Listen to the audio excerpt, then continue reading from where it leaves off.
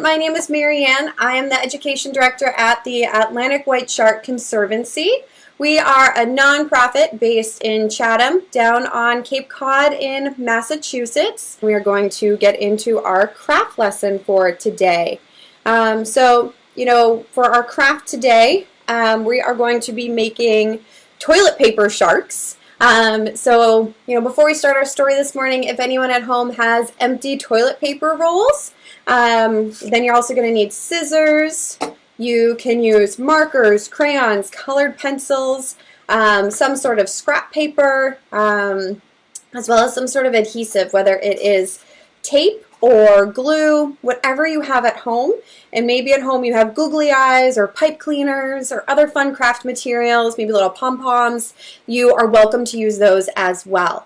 So before we get started, if anyone wants to, grab those materials, or maybe politely ask the adults around you to grab those materials so that you are ready when we transition to our craft, that is great. Okay, this is what our sharks are going to end up looking like. Okay, something like this. So this is my little toilet paper shark that I have as an example here. But we're going to go ahead and we're going to get started. So the first thing you're going to want to do, okay, is if you take your empty toilet paper roll, you want to gently kind of fold it in half a little bit, because what we are then going to do, so I'm going to take one of my markers here,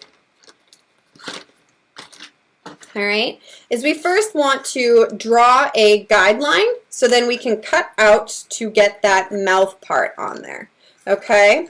So here I have my folded toilet paper roll, okay? So I'm going to come from the top corner up here, and I'm going to draw a line down to the middle, about there, okay? So everyone can see there. And then I'm going to connect that to the bottom corner of that toilet paper roll, okay? So everyone should be able to see that. I think the marker I used on this one yesterday, that will show it even better.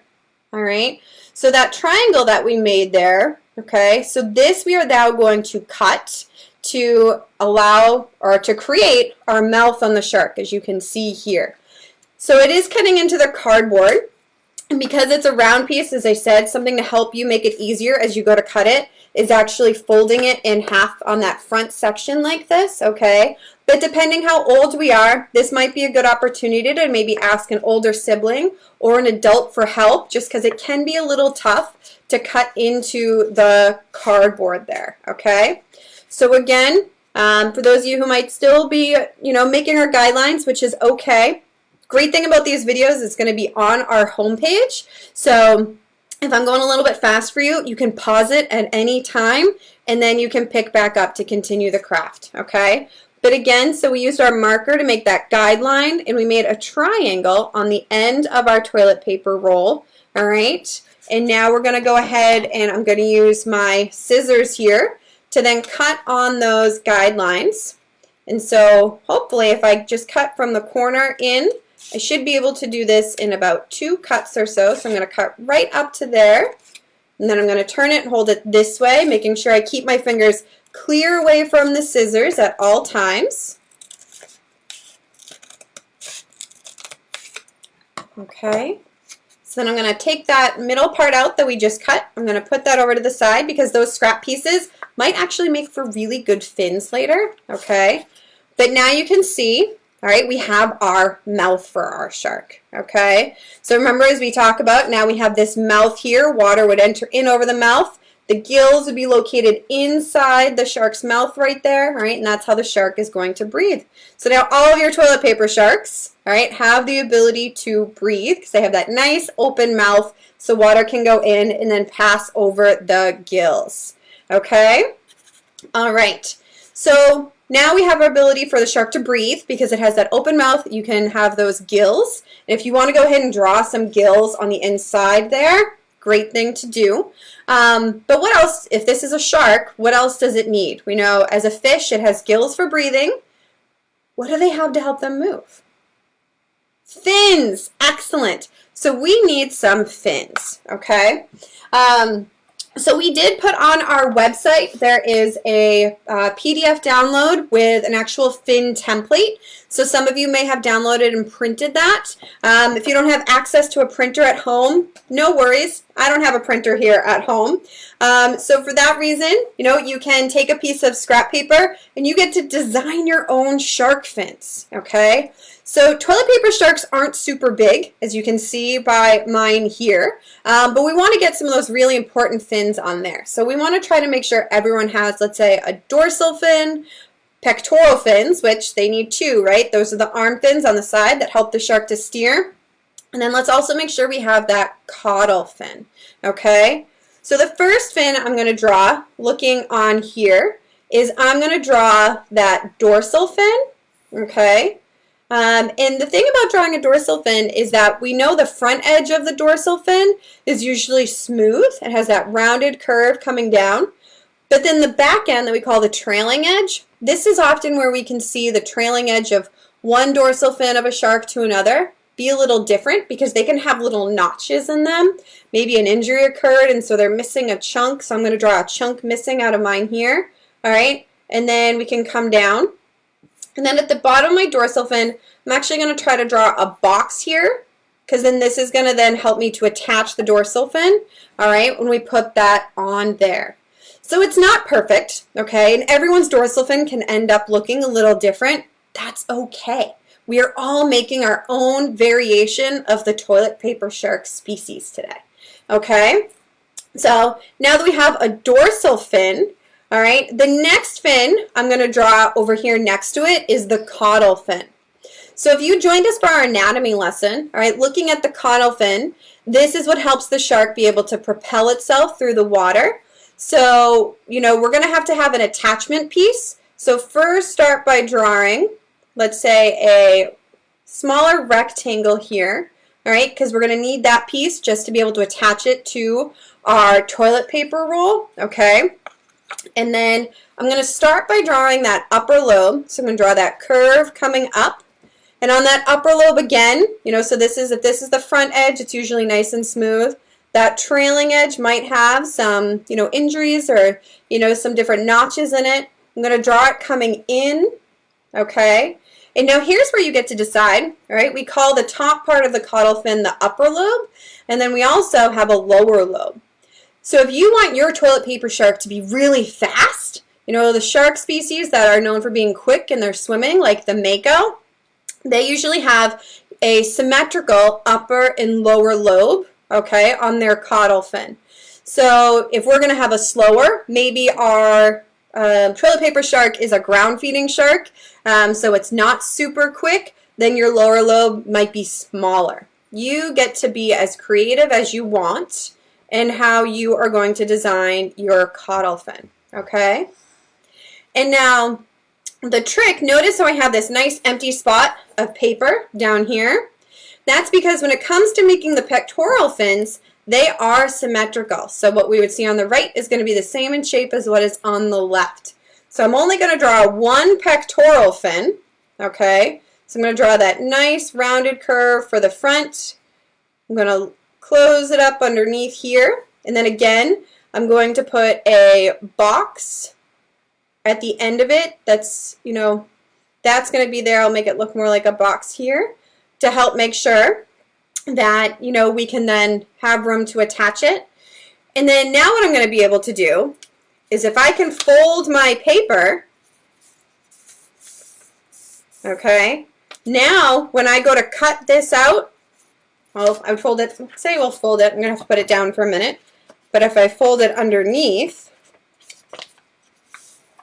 okay, now when I cut this out, I'm going to have two pectoral fins that are symmetrical. They're the same. So I only drew one, but by drawing it in a place where then I could fold the paper underneath, then I'm actually going to have that ability to have two. Okay? So we have these fins. If you, for your toilet paper shark, want to make a second dorsal fin, if you want to put pelvic fins, go for it. Okay? We want to make sure that at least all of our toilet paper sharks have these fins. All right? Now here's one that I just made with paper, but again, that was a piece of scrap paper I had from my work notebook. But then if you didn't have scrap paper at home, all right, we know that sharks have firm, rigid fins. So that's where, cardboard can come into play to really make sure you have something firm and rigid. So I used, again, for my recycle bin, box of Annie's mac and cheese, okay? And so I drew some of these out the other day. And so you can see, again, we've got the caudal fin. On this one, I was not so symmetrical between my upper and lower lobe. And you'll see here again how my pectoral fin, all right, I left room, so I'm going to do is fold that, and then I can get the two of them there. And then I have my dorsal fin over here, okay? Now, something you can do when you're drawing out your fins, remember we said we made these boxes at the end, so then we can fold over and actually connect it to our toilet paper roll. I put these dotted lines, those are my fold lines. So then that way I know once I cut these out, okay, I'm only going to cut on the solid lines. And those dotted lines, all right, those are there, so then I know that is where I'm actually going to fold, okay? So everyone can go ahead if you've drawn out your fins, and you can start to cut your fins out, okay? Or at this time, while it's on the piece of paper like this or your cardboard, if this is, while it's all done like this, if this is when you want to color your fins in, that works too.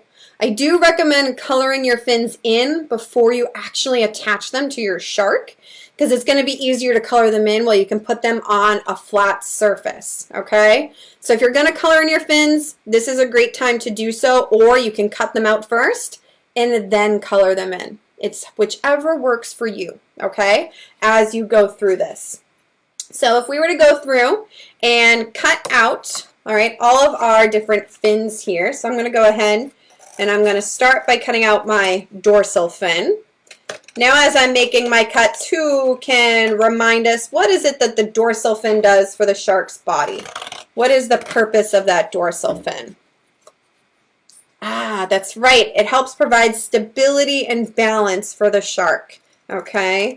So that the shark doesn't get teetered or knocked over by a wave or anything like that.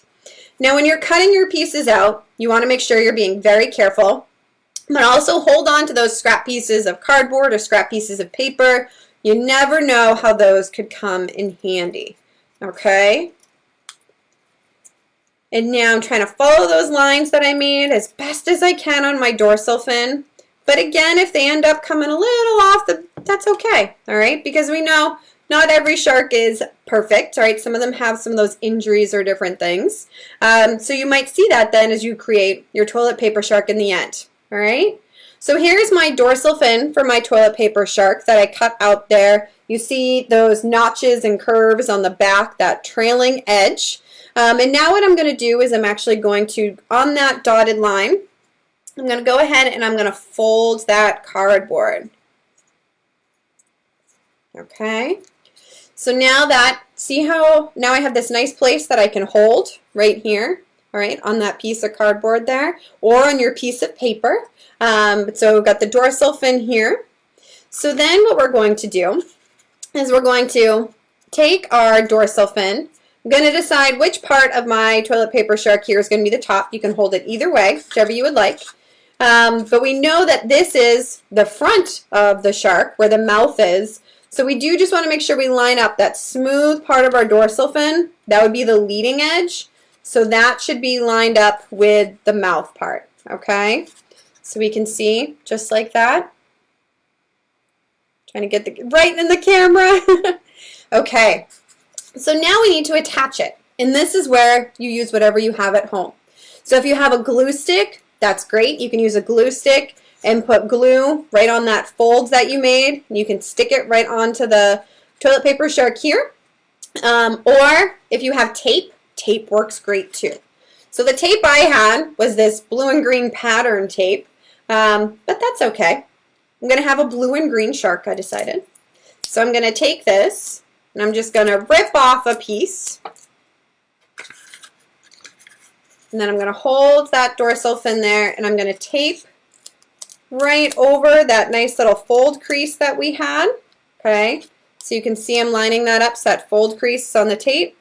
And I'm going to place that right onto the top of my toilet paper roll. Okay, again, making sure we know that that smooth part of the dorsal fin, that leading edge, okay, that leading edge is what is lined up with our mouth here, okay, since we know that's the front of the shark. right? So we have this leading edge here, and then we have the mouth of our shark right here. So I've got that nice and attached, okay? And then you're going to be able to continue from here, all right? You can color in your fin, and then you can cut it out, and then you can continue to attach each of those fins. So when it comes time to attaching, I'm going to switch models here. Your caudal fin, right, so that's that tail fin on the back. What you can do is you can use the tape or the glue, and you glue it right inside your toilet paper roll. All right, so notice how my fin is off to one side of my toilet paper roll here, okay? So I went ahead and I just taped it right into there. So when you look from the side there, you can't even tell that it's only on one side, but that's okay. You're going to keep going until you get all of those fins there on your shark, all right? And so then other things you can add to it, if you want to cut out some paper and actually put in rows of teeth into the mouth of the shark, absolutely you can do that. If you just want to draw them in with markers or crayons, that works too.